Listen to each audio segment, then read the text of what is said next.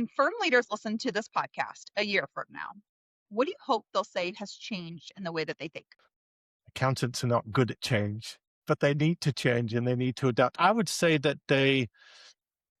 hope they would say that they stopped waiting for certainty, stopped waiting for everything to be perfect, and they took a step forward and started building anyway. The firms that win for me are the ones that will proceed without the perfect answers. I know accountants are in the business of mitigating risk, but sometimes you can't wait for the stars to align before you make that pivot.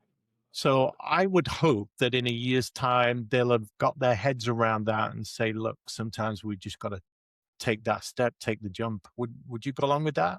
Yeah, and I think that is especially prevalent with technology. Firms are seeing there's so much technology change going on right now, and they're just stepping back and saying, "We'll let somebody else figure it out, and then we'll invest." But Yeah. that point, you're so far behind where everybody else is that that's going to be hard to catch up. But I think in the next decade, scale won't be enough.